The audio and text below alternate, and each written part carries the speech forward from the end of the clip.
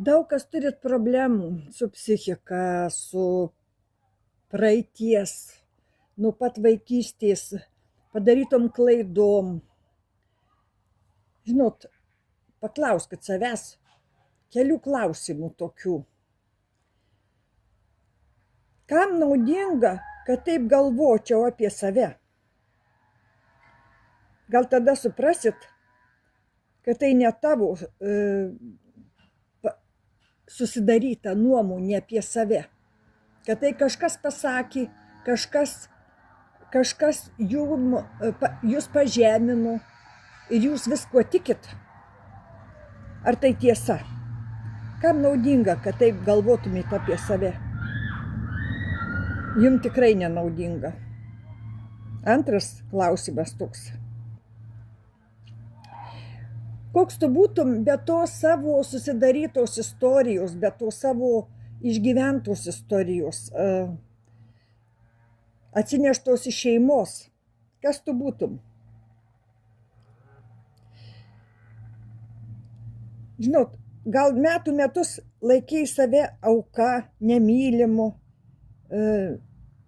niekam tikusiu. Nežinai, kaip išeiti, nežinai, kas esi, nežinai, kuo tu nori būti. Tau pasakė, kad tu toks ir tu tiki. Trečia. Klausimas. Kodėl tu taip nusprendė, kad tai tiesa? Ko tave kaltina? Gal tave tiesiog supykęs tėvas, pavargęs parėjęs po darbų, ar kai nesisekė kažkas tai versle gyvenime, ar kokios bėdos, pakliuvai po koją ir išbarė, iškeikė, kad tu čia netikęs. Nereikia taip save nuvertinti. Pagalvok, kodėl nusprendei, kad tai tiesa. Ir paskutinis klausimas. Kas nutiks su taim, jeigu tai visą pakeisi?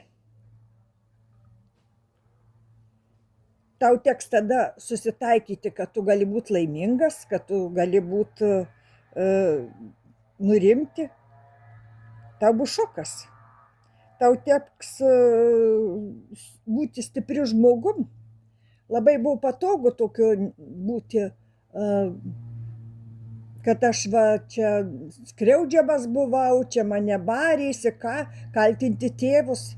O gal nereikia to daryti. Gal tiesiog reikia pradėti gyventi savo gyvenimą, mėlyje. Tiesiog